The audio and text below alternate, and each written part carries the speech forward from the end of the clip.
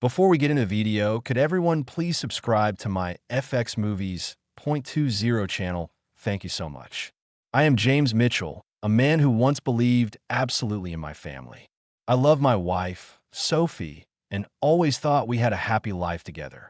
But then things began to change, and I didn't realize it until it was too late. With each passing day, I felt something was off. Sophie stopped spending time with our family like she used to. Sometimes she'd come home late, and many evenings she was just absent. She said it was work, but when I tried to ask about the meetings or projects she was involved in, she always dodged my questions. I began to wonder, had her job become an excuse to avoid me? One evening, I decided to check her phone. Every instinct in me screamed not to do it, but the doubts were unbearable. She'd left her phone on the table while she went to shower, and I couldn't resist. As I scrolled through her messages, one name kept popping up: Ryan. I'd heard about him before, but I never thought anything suspicious of it. I opened one of the messages. "We're still on for this weekend, right? I miss you." My heart stopped. I couldn't believe my eyes. I told myself it had to be a misunderstanding, but as I went through more messages, they all carried the same tone: warm, intimate, and filled with promises of evenings together after work. My suspicions had become undeniable truths. My chest tightened, and my mind reeled. It felt like my world was collapsing beneath me. I couldn't believe Sophie had betrayed me with an old friend. The humiliation consumed me as I thought of Ryan, someone I had once considered a friend. How could I not have noticed Sophie's changes earlier? How could I have missed all the signs?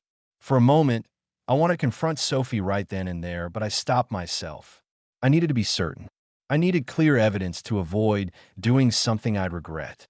I decided to observe her for a few more days to see if she would continue hiding things from me. I couldn't let myself be fooled anymore. The following days were filled with unbearable tension. Every time Sophie left the house, a wave of anxiety washed over me. The unanswered calls and texts felt like living in a nightmare.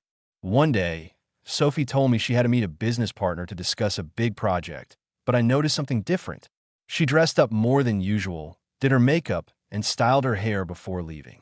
The reason for her frequent outings had become obvious. She was meeting Ryan.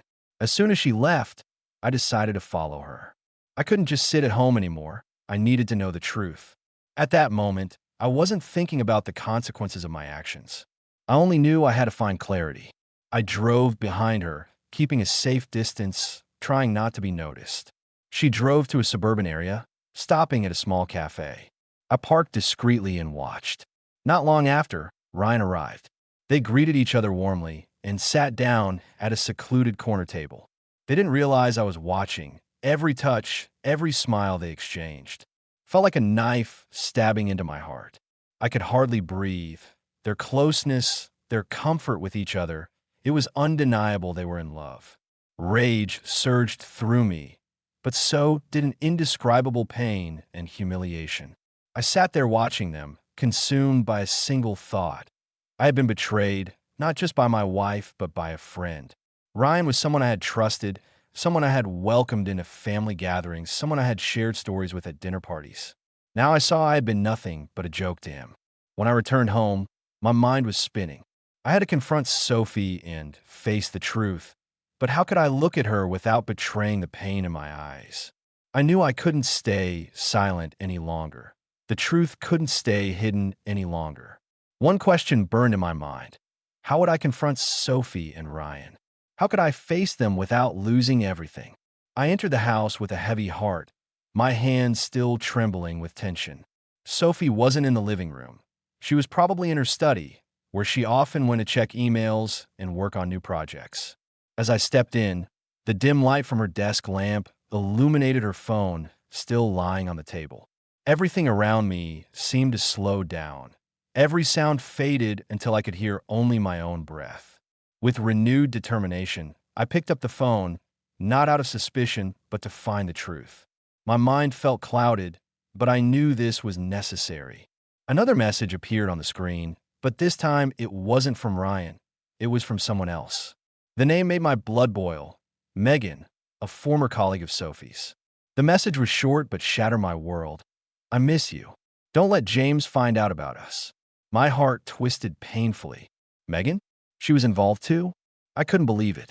All the words I'd ever spoken about trusting Sophie echoed mockingly in my head. The betrayal was overwhelming, and I couldn't keep calm anymore.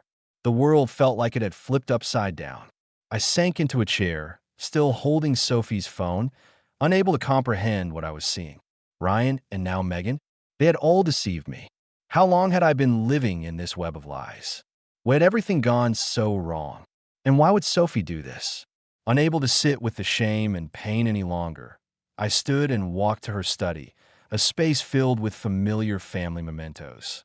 Sophie often worked there in the evenings, but tonight wasn't about work. Everything was about to change forever. The office door creaked open, and I saw Sophie bent over her computer. She didn't notice me enter. The room was silent except for the faint clacking of her keyboard. I took a deep breath before speaking. "Sophie," I said. She flinched, turning to face me, her eyes wide with surprise and a hint of confusion. "James, you're back." Her voice was soft, but I could hear the edge of unease. I didn't give her time to gather herself. I stepped closer and placed her phone on the desk in front of her. "What is this?"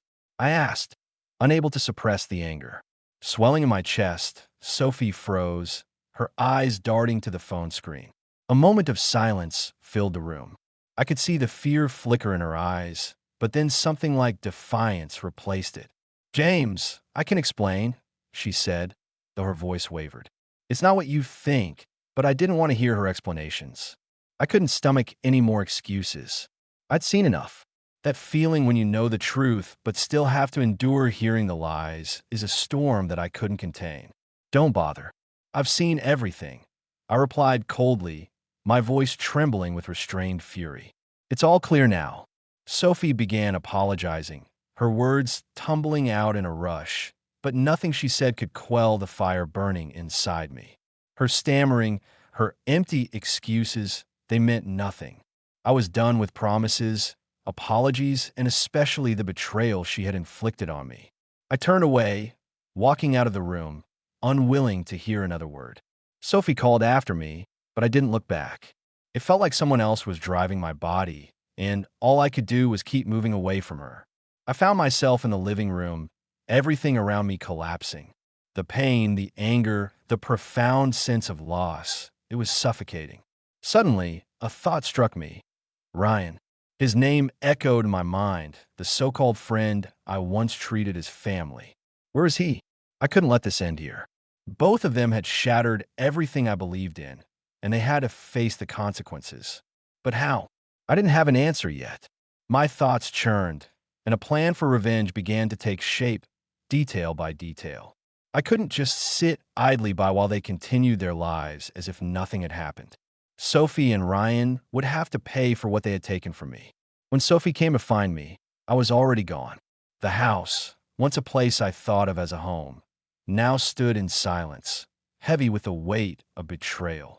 I didn't know what to do with the storm of emotions inside me. My world had crumbled in just a few hours. Every step I took felt aimless, a desperate search for something familiar to hold on to, but everything had been destroyed. Sophie's betrayal left me feeling like I had lost everything. As I look back on the past few days, memories flooded my mind. Our laughter, cozy evenings as a family, short but meaningful vacations filled with moments of joy. How could something so seemingly perfect have unraveled so completely? Everything had seemed fine, yet the truth was hidden right in front of me, beyond my ability to see. I stood in the living room, staring blankly at the clock on the wall, unable to focus. Sophie was no longer there. She must have left the room at some point, leaving me with nothing but silence and the crushing weight of my emotions. In my mind, one thought remained clear. I needed to confront Ryan. He had to pay. Just as I was about to leave, my phone rang unexpectedly. It was Sophie. Her voice was shaky, but it wasn't fear of me. It was guilt. "James, I can't look. At this end, like this, you need to understand it's not what you think." I couldn't contain my frustration. A coldness spread through me as I replied, "Not what I think? What does that even mean?" "Sophie, I've seen everything, and you're still trying to justify it." Silence followed. All I could hear was her unsteady breathing on the other end. Then she said something that hit me like a hammer. "You don't understand what we had. It hasn't been the same for a long time." Her words were a blow. The truth in them was undeniable, but I didn't want to believe it. I had dedicated my life to our relationship. We had built a family, a future, and now all I was left with was betrayal. Sophie's love for me had faded, and everything I thought we shared had been a lie. "I don't need any more excuses, Sophie. There's nothing left for you to explain," I said, my voice devoid of emotion. I ended the call and walked out the door, unwilling to hear another apology. As I drove through familiar streets, every turn reminded me of happier times. All that was gone now. I no longer saw the family photos on the walls or heard the laughter of our daughter, Lily. I had lost everything, and I couldn't let it end with just an apology. Ryan, his name kept ringing in my head. I had to see him. That was all I could focus on. He wasn't just a betrayer. He was someone I had once trusted. He needed to face the consequences. When I arrived at Ryan's house, my heart pounded in my chest. I didn't know what I was going to do, but I felt a surge of determination. This was my moment to reclaim everything I had lost. Not just my family, but my dignity. I stood in his front yard, looking at the lit window. Ryan was inside. I did not knock on the door. I didn't need an invitation to make him face me. I knew that once I stepped inside, nothing would ever be the same again. Circling around to the back, I found a small window, slightly ajar, just enough for me to climb through. At that moment, reason no longer mattered. I only wanted to confront the truth and make my decision. As I entered, I saw Ryan sitting on the sofa, and behind him was a wall adorned with an old family photo, a picture we had taken together during one of my birthdays. A bitter smile tugged at my lips. That photo, once a symbol of friendship, now felt like a monument to betrayal. Ryan noticed me and jumped to his feet. "James, it's not what you think." I didn't let him finish. "Not what I think." I shot back, my voice sharp with anger. "Then what do you call all the messages, the secret meetings with my wife? You didn't just betray me, Ryan. You destroyed my family." He stepped back, his face pale, his eyes filled with fear. "James, I am sorry." I didn't want his apology. It held no value to me anymore. In my eyes, Ryan wasn't my friend. He was my enemy. I stepped closer, unable to contain myself any longer. My fist collided with his face, sending him sprawling onto the floor. The punch didn't bring relief. It only left me feeling emptier than before. I stayed on the ground, groaning in pain, unable to respond. I knew there was nothing else I could do or say to make this right. He had done something unforgivable, and now I stood at a crossroads. "I've lost my family because of you," I said coldly, my voice heavy with anger and resentment. "And I won't let you walk away from this unscathed." I turned and walked out, leaving Ryan on the floor of his hollow house. It felt like the start of an endless night. What I had done couldn't be undone, but I knew this was only the beginning. A path filled with difficult choices and consequences I couldn't predict. One thing was certain, I wasn't going to stop. The rage and betrayal still clung to me even as I got back into my car. Every glance at the rearview mirror showed the reflection of a man I barely recognized.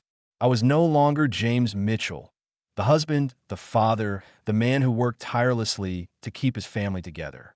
I was a man betrayed, with only one goal left: revenge. That night, I couldn't sleep. My entire body felt taut, as if the anger was building with every passing moment. I didn't just want to ruin Ryan's life. A part of me wanted to feel everything I was experiencing. This pain couldn't just come and go. If I had to endure it, so would they. Plans began to form in my mind, step by calculated step. I wasn't impulsive. I didn't want to act in a way that would leave me exposed. But I knew the truth couldn't stay buried for long. Ryan would pay for what he had done, and I would ensure he lost everything just as I had lost my family. I started by undermining Ryan's reputation at work. I'd known for a while that he was ambitious, always striving for promotions, but I also knew he hadn't earned his current position through hard work. I began exposing his weaknesses, carefully leaking minor mistakes and discrepancies I knew about to his superiors. I made anonymous calls to key people in his company, planting doubts about his competence. It wasn't drastic, but it was enough to erode their trust in him. As for Sophie, she would face the consequences of her actions too. I never imagined I'd do this, but I had nothing left to lose. She needed to learn that life couldn't simply go on as if nothing had happened. I reached out to her close friends, the ones she considered her inner circle, subtly planting seeds of doubt about her character. I hinted at her affair with Ryan, weaving it into casual conversations. I didn't need to provide proof, just enough whispers to make them question her. Everything was going according to plan, but part of me felt like I was losing myself. I didn't know how this would end, but every time I looked in a mirror, I saw nothing but a cold stranger staring back at me. Still, I had made my decision. This revenge was how I would reclaim control over my life. Early one morning, I received an unexpected call from Sophie. I didn't know why she was calling in, but I picked up. All I felt was exhaustion, as if the conversation was just another part of the process. "James, I want to meet. We need to talk," she said, her voice trembling. I could hear the anxiety in her tone, the fear of what she knew I might do. "Talk," I replied, my voice firm. "I see we have nothing to talk about, Sophie. It's all clear now. You've heard me more than I ever thought possible." Her silence was heavy, broken only by the sound of her unsteady breathing.